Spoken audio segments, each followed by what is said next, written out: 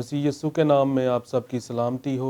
मेरा ईमान है कि आज के पाक कलाम के वसीला से आप बहुत बरकत पाएंगे, आपकी ज़िंदगी में शादमानी सरफराजी आएगी, आप रूहानी लेवल पर नेक्स्ट लेवल पर जाएंगे और खुदा आपकी ज़िंदगी में रोशनी को लाएगा, तरक्की को लाएगा और आज़ादी को लाएगा।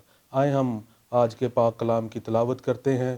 मत्ती रसूल की अंजील उसका चौथा बाब और 14 से 16 आयात तक, ताकि जो ईसाया नबी की मार्फत कहा गया था वो पूरा हुआ कि ज़बूलून का इलाका और नफ्ताली का इलाका, दरिया किरा यरदन के पार गैर अक़वाम की गलील, यानी जो लोग अंधेरे में बैठे थे उन्होंने बड़ी रोशनी देखी, और जो मौत के मुल्क के साया में बैठे थे उन पर रोशनी चमकी। खुदावंद के पाक कलाम का पढ़ा और सुना जाना हम सब के लिए बाइस बरकत हो। खुदावंद का शुक्र हो। आज के वाज का जो उन्वान है वो है तीन अजीम वादे, 3 ग्रेट प्रोमिसेस। तसव्वुर करें कि सर्दी की सर्द रात में एक ख़ानदान बिजली के बगैर एक कमरे में बैठा है और वो एक ही मोमबत्ती को जलाते हैं, और उस छोटे से शोला जो मोमबत्ती का है वो उन्हें सुकून और उम्मीद फराहम करता है कि अंधेरा हमेशा के लिए नहीं है।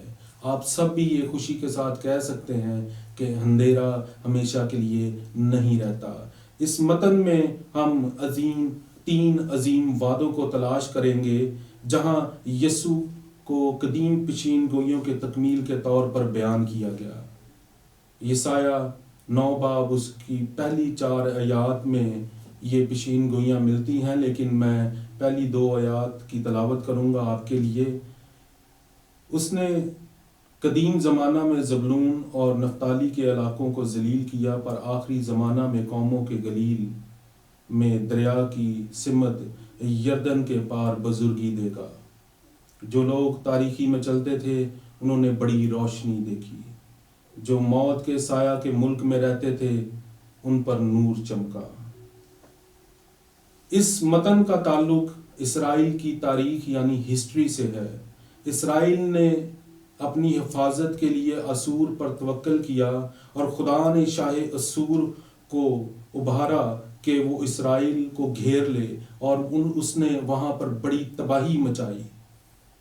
नफ्ताली और ज़बूलून जिस पर शाह असूर ने उन्हें तबाही का बायस बनाया और उन इलाकों को नहायत उसने जलील किया। तो फिर तारीखी के दौर के बाद खुदा ने अपनी वफादारी से यस्सु मसीह के वसीला से उन इलाका के मुस्तकबिल को वो बदल देगा, वो गैर अक़वाम का नूर बनेगा। मत्ती रसूल इस वाक़े में खुदावंद यस्सु मसीह की खिदमत को पूरा होता हुआ देखते हैं। 3 अजीम वादे, अजीम रोशनी, ग्रेट लाइट, अजीम तरक्की, ग्रेट ग्रोथ, अजीम आज़ादी, ग्रेट फ्रीडम। पहला वादा अजीम रोशनी, ग्रेट लाइट, हमें क्या बताता है? बनी इसराइल ने खुदा को रद्द किया, खुदा के कलाम को रद्द किया, खुदा के नबियों को रद्द किया।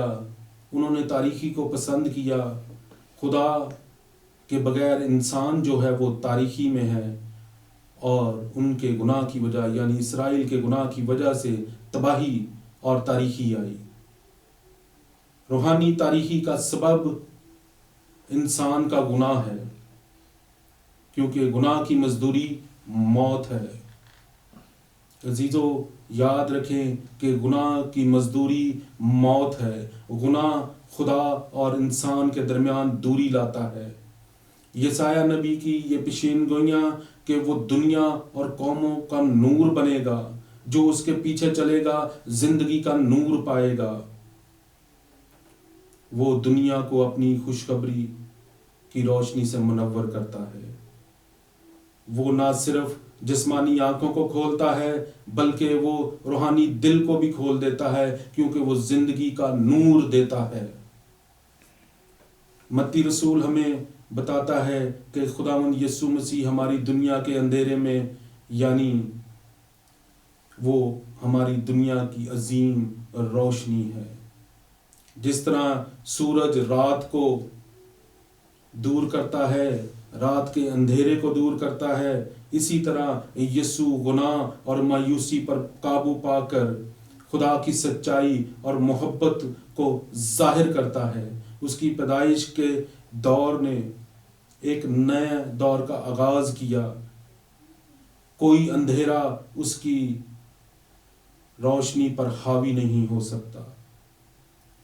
لوکا کی انجیل 2 باب میں آپ چرواہوں کے واقعہ سے بخوبی واقف ہیں۔ چرواہے بیت لحم میں میدان میں تاریکی میں گھرے ہوئے ہیں، لیکن مسیح کی پیدائش کے وقت فرشتہ نے اعلان کیا اور وہ رات ان کی جلال اور امید سے روشن ہو گئی۔ ایک لائٹ ہاؤس جو کہ سمندر کے کنارے پر لگا ہوتا ہے، وہ اس لیے ہوتا ہے کہ سمندر میں جو جہاز ہیں ان کو ڈائریکشن دے سکے کہ ساحل اس طرف ہے، تاکہ وہ سمندر میں چھپی ہوئی چٹانوں سے ٹکرا نہ جائیں۔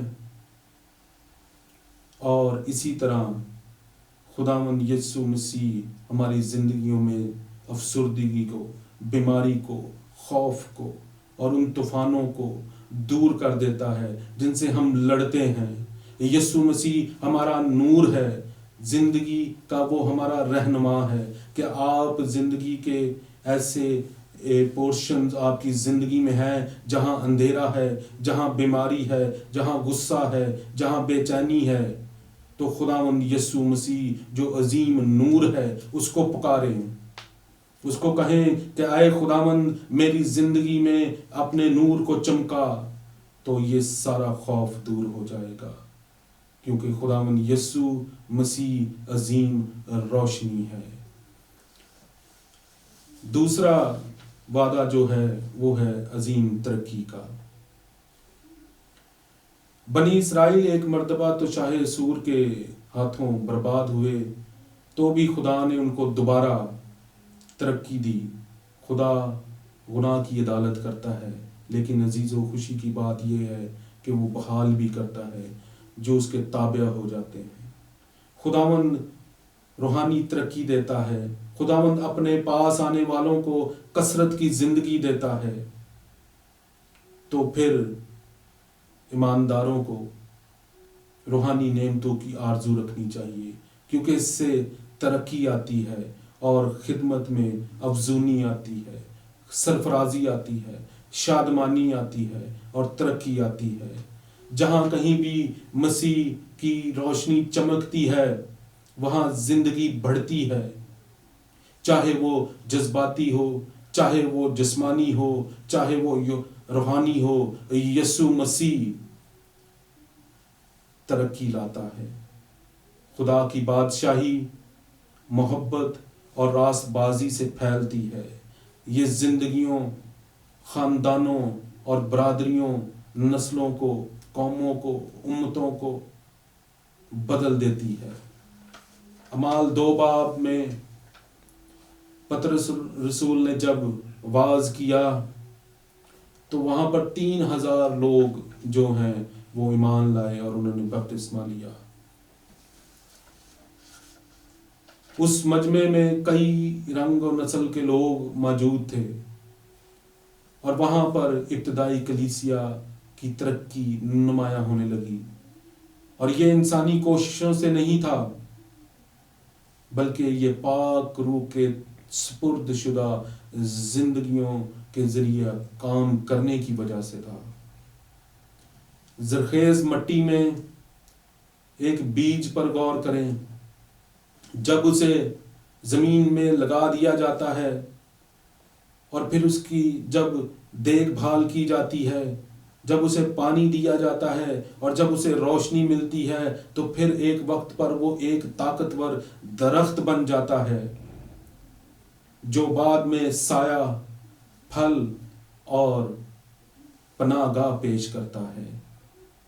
اسی طرح جب ہم اپنی زندگیاں خداوند کے سپرد کر دیتے ہیں تو پھر ہم پھل لاتے ہیں اور دوسروں کو برکت دیتے ہیں۔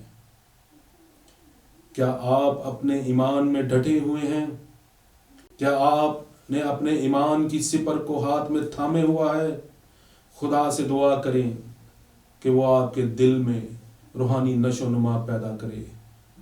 آپ بلا ناغہ دعا کریں، آپ بلا ناغہ پاک کلام پڑھیں، آپ رفاقت رکھیں ایمانداروں کے ساتھ، آپ ایک چھوٹے دعائیہ گروپ میں شامل ہوں، آپ اپنی کمیونٹی کی خدمت کریں۔ جیسے جیسے آپ بڑھیں گے دوسروں کو بھی آپ ایسا کرنے کی ترغیب دیں گے، خدا کی بادشاہی کو وسعت دیں گے تو آپ عظیم ترقی کو حاصل کریں گے۔ اور پھر ہم دیکھتے ہیں تیسرا عظیم وعدہ، گناہ غلامی کا باعث ہے، گناہ ایک جوا ہے، ابلیس انسانوں کو اسیر کرتا ہے۔ بنی اسرائیل قاضیوں کے ایام میں نافرمانی کی وجہ سے بار بار غلامی میں جاتے ہیں، اور ایک وقت آتا ہے کہ خدا بنی اسرائیل کو بابل کی اسیری سے واپس لاتا ہے۔ خدا شاہ خورس کے دل کو ابھارتا ہے کہ وہ بنی اسرائیل کو جانے دے۔ یسوع مسیح حقیقی آزادی ہے، کلیسیا کی خدمت آزادی کی ہے، حتمی وعدہ آزادی کا ہے، موت اور ماضی کی زنجیروں سے آزادی۔ یسوع مسیح ہر جوے کو توڑ ڈالتا ہے اور قیدیوں کو وہ آزاد کرنے آیا، ابدی زندگی اور امن کی پیشکش کرتا ہے۔ خداوند یسوع مسیح کی پوری زمینی خدمت کے دوران خداوند نے مظلوموں کو نجات دی، بیماروں کو شفا دی اور گناہوں کو معاف کیا، یہ ظاہر کرتے ہوئے کہ امن کی آزادی ہماری زندگیوں کے ہر حصے کو چھو لیتی ہے۔ ایک قیدی جو کئی سال تک جیل میں رہتا ہے اور جب اس کی رہائی کا وقت آتا ہے تو وہ رہائی اس کی زندگی میں امید، مقصد اور وقار یعنی اس کی عزت کو بحال کرتی ہے۔ اسی طرح یسوع نہ صرف ہمارے جرم اور شرم سے ہمیں آزادی فراہم کرتا ہے بلکہ خوف، بری عادتوں اور دنیا کے دباؤ سے بھی۔ آج آپ کو کن زنجیروں نے جکڑا ہوا ہے؟ خوف نے، یا کسی کو معاف کرنے میں، یا کوئی ایسی بری عادت نے؟ یسوع زنجیروں کو توڑنے والا ہے۔ اس کے سامنے اپنے آپ کو سرنڈر کر دیں، تابع کر دیں مکمل طور پر خداوند کے سامنے اپنے آپ کو، اپنے ہتھیار خداوند کے سامنے ڈال دیں اور حقیقی آزادی کو اپنی زندگی میں لیں، اس کا ایکسپیرینس کریں۔ یہ تینوں وعدے، عظیم روشنی، عظیم ترقی اور عظیم آزادی آپ کے لیے ہیں۔ اندھیرے سے نکل کر اس کی روشنی میں قدم رکھیں، روحانی طور پر بڑھنے کا عہد کریں، اپنی زنجیریں نیچے رکھیں اور اس کی آزادی کو گلے لگائیں۔ یہ وعدے آپ کی زندگی بدل دیں گے۔ گناہ سے باز آ جائیں، یسوع پر بھروسہ رکھیں، اس کی روشنی کو دوسروں کے ساتھ بانٹیں، مسیح خداوند کی مکمل پیروی کرنے کا فیصلہ کریں۔ گناہ تاریخی اور تباہی کا باعث ہے، یہ خدا اور انسان کے درمیان دوری لاتا ہے اور خداوند یسوع مسیح تاریخی کو دور کرتا ہے۔ یہ تین وعدوں کا مقصد گناہ گار انسان کو ابلیس اور گناہ سے مکمل رہائی دینا ہے، اس کی غلامی سے رہائی دینا ہے، اور یہ صرف اور صرف تب ہی ممکن ہوگا جب آپ خداوند یسوع مسیح کو اپنا شخصی نجات دہندہ قبول کریں گے۔ آخر میں عزیزو، یہ وعدے آپ کی زندگی کی حقیقت بن جائیں گے۔ عظیم روشنی، عظیم ترقی اور عظیم آزادی کو گلے لگائیں جو خداوند یسوع مسیح آپ کو پیش کرتا ہے. God bless you.